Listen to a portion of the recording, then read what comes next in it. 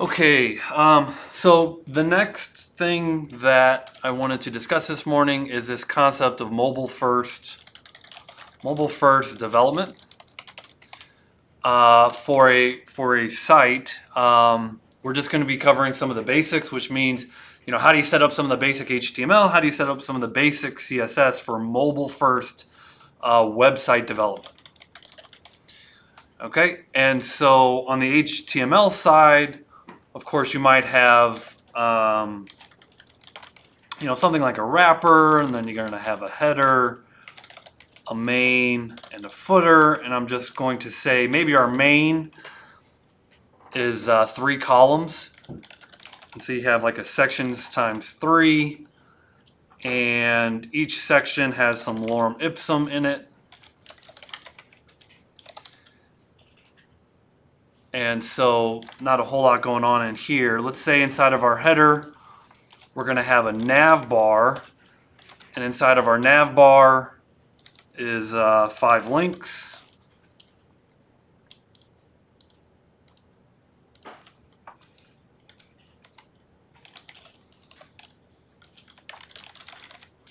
Okay, so some quick nasty HTML to just stand up some markup. And down here in our footer, we're just going to have like, copyright, website. If you're going from mobile to desktop, do you use minimum width instead of? Yeah. Yep. That's what we're going to do. And so kind of looking at this, we've got some markup. The whole idea here is that we want to start our styling roughly under 600 pixels, because 600 pixels and down is roughly a cell phone, either in tablet or portrait, right? So we're going to kind of be looking at styling our page like this. Now, what's really fortunate about this is a cell phone, a lot of times you're just doing single column layouts. And so you just really want things in single column. You don't want multi-columns. And when you have a lot of block level elements, that's kind of what you get. You kind of get a multi-column layout. So really there's not a whole lot that needs to be done here. We might kind of target our unordered list and do some styling here to get these links, maybe text center, and maybe some padding in our links, and maybe some text center and some real basic styling. But I'm not going to do too much because fortunately, out of the box, we get a whole lot of, single column view here. So all I'm really going to do is I'll go ahead and target in my CSS, which I haven't linked to a CSS. I'll go ahead and link to a style sheet called, I've got styles.css already empty. And when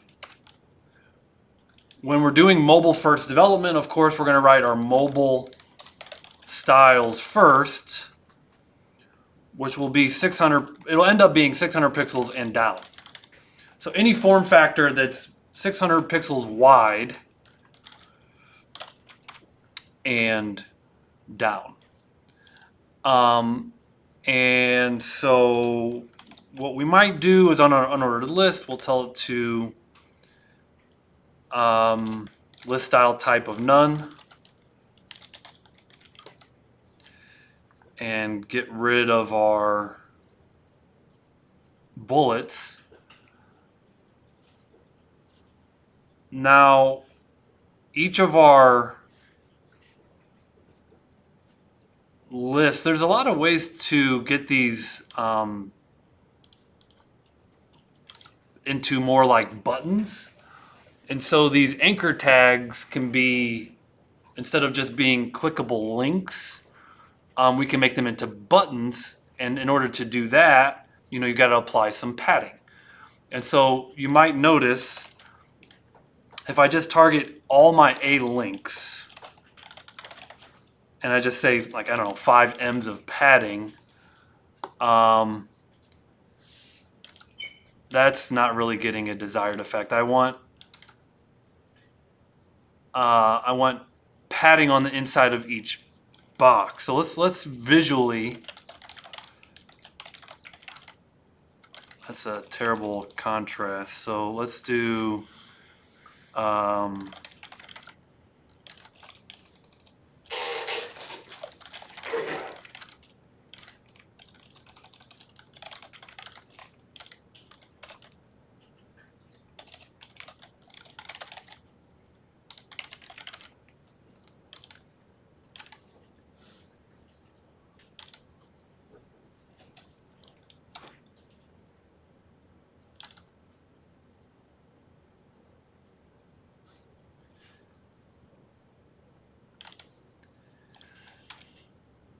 You can kind of see this is getting me nowhere.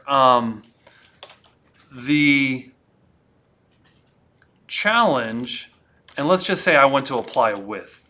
You know, links are inline elements, and if I were to say a width of 100%, we're not able to apply a width to inline elements. And so this kind of goes back to this concept of you can only apply a width to block level elements. And so I'm not really getting any sort of desired effect here because what I'm trying to do is get these links to basically go 100% width of the parent. Did you target the list? And so, well, there's LI tags. the LI. So let's, each LI, so again, nav, UL, each LI is a block, right? So the LIs are going 100% width. I'm trying to go the links to go, yeah, the LIs are already going 100% width. You're also going to notice the UL has a little bit of a padding there. That's so I'm gonna actually get rid of the padding on the left, padding colon hyphen left 0. Okay, so that gets rid of my padding on the list. But what I'm trying to do is I'm trying to get these anchor tags to go 100% of the LIs that they're within. So I'm going to tell them to display block. And I'm also going to make this, because I think what's happening here is there's also the visited in all those other states. That's why they're not all taking the same styling. Okay, now we're getting some effect. The first thing you notice, I applied it to the link and I applied it to the visited, regardless of whether I've clicked on the link in the past or not. And I told each link to display block. Now check this out. As soon as I tell it to display block, now these links are actually going 100% width. And I actually don't have to tell them to be 100% width because they're in a block level element now. So now that these links are 100% width, we're getting the exact desired effect that I want. We might start doing like some text align center. Okay. And now these are becoming more like clickable buttons. And now if I add some padding, we could say 2 M's. Okay, we get these big old clickable links. So let's turn that off. But notice this is mobile first, right? So we're basically getting this single column layout. And if I go into the desktop view, we still have to style for the desktop view. We haven't styled for the desktop view yet. Okay, we're getting this single column layout. We're getting these clickable links that if I click, like I can click over here, right? So imagine you're on a cell phone. You don't have to exactly click the text. You can click over here in the padding, and it's going to navigate you to that location. There's a couple of things I did here. I hope you guys followed along because it was only going through the steps that you kind of see, why it's doing what it's doing. You cannot give a width to an inline element, so I had to tell an inline element to display block, And then once it's blocked, then it can take the width of its parent by default, 100% width, and then you can start doing things with margin and padding.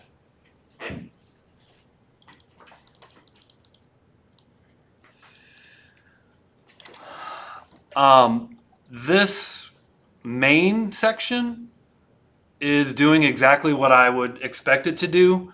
Maybe between each section, I'm going to add some margin. So maybe main section, margin top, you know,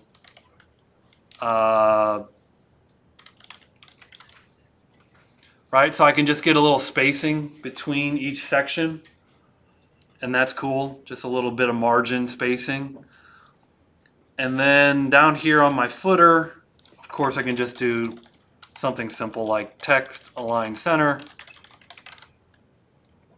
And we now have a basic site styled for mobile first. So again, these styles that we're writing first. So anytime I ask you for mobile first development, I'm asking you to write your styles for your mobile view first. And then you're going to add in some media queries. And these media queries that I recommend are going to be 600 pixels and up. Well, it'll end up being between 600 pixels and 900 pixels will be one. The next one will be 900 pixels and 12. And then the last one will be 1200 and up. So how do we write our first media query? We're going to write media, at media, and I'll say only screen and min width 600 pixels. And so this is a way, and we haven't defined the upper bounds yet. We haven't defined the 900 pixels. But while I'm here, let's go ahead and do that. We'll say at media, only screen, and min width 900 pixels. And finally, at media, only screen, and min width 1200 pixels. Now we've kind of defined these different breakpoints where we're going to start changing things. Now, what is between 6 and 9? Well, if this is cell phone, between 6 and 9, very roughly speaking, is tablet in a portrait view. Did I spell that wrong? Why is that bar? Portrait. How do you spell portrait?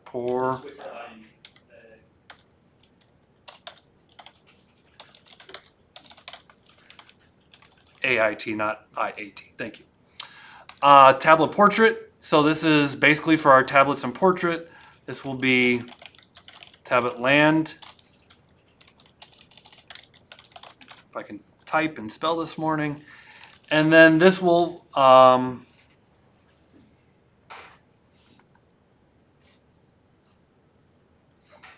so this is between 6 and 9. Between 9 and 12 is our tablet, and 1200 and up will be for desktop monitors. Now, what we're doing here manually is what you kind of get for free using Bootstrap. So once we learn how to use Bootstrap, there's a lot of media queries built in with Bootstrap.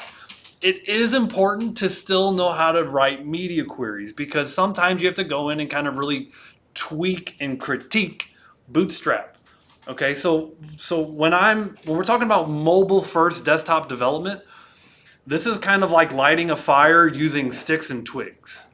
Okay, this is not the fastest way to do desktop or mobile first development. Okay, there's another tool that we're going to learn that's going to do this a lot quicker and less manual. But this is very down and dirty to the code, and it is an important thing to learn on how to write these media queries. Okay, so let's just do something simple, which is, hey, once we hit 600 pixels, let's change the background color. And just to kind of maybe just play with this a little bit, let's just do background color red. Let's change it to blue. And then on here, let's just change it to purple. Okay, just to kind of test our media queries. And now keep in mind, we already told our links to be blue. So our red seems to be working. So as we're going up, red works, blue works, and somewhere along the way something is not working. So let me take a quick look. Okay, I resumed the recording, and I just spent longer than usual to troubleshoot a problem, and it was a good learning experience. Notice the keyword "and" has a space after it. Mine did not. Notice when I don't have a space, this is actually really good. You know, the thing about media queries, because I get reliant on tools like Bootstrap, I don't write a ton of media queries. I do write them from time to time, and you get them to work, and then you write your styles. Point is, once they work, they're good. But when I don't put that space there, so I'm human, I make mistakes. Here we go. I hit the space. There it is. We get the background color of purple. So now this is in fact working exactly how I coded it to. Scott, you're gonna love this one. You just walk back in the classroom. I was missing a space. That little space right there. If I delete that space after the keyword "and," that caused it to break. So now learn from my mistake. This is live coding gets you that sometimes. So okay, we might want some columns after a while. So, you know, eventually we're going to want our unordered list to go from maybe in a tablet we decide we have enough room to change our unordered list to display flex. And we'll do justify content space evenly. And so we can start getting, at some point, our nav bar goes from columns into a row, right? And this is really down and dirty. Don't really care what it looks like, but I care about it working, right? And so this is nice and getting the functionality that I want. And so kind of here at the portrait view, we'll get our nav bar to do that. And then maybe I don't care too much to do anything at the tablet landscape. Maybe then at the desktop, let's at the desktop view turn our main into a flex box. And so here we'll target main, display flex.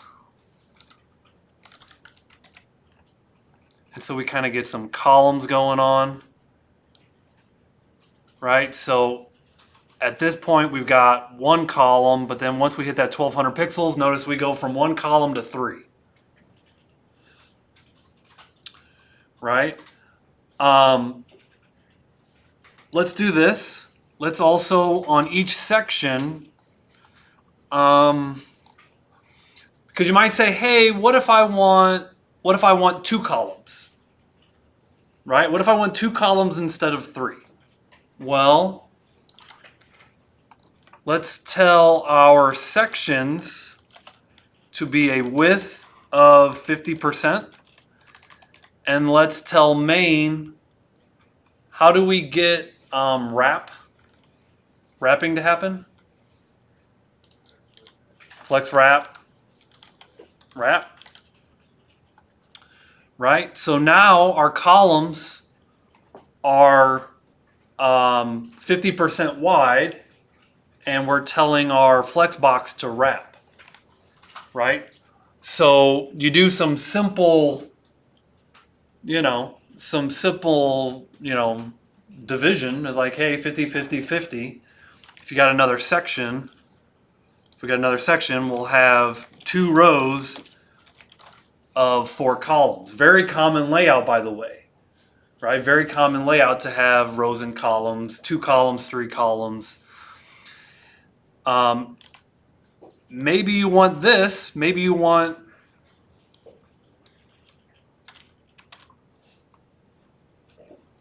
at the landscape. Maybe we want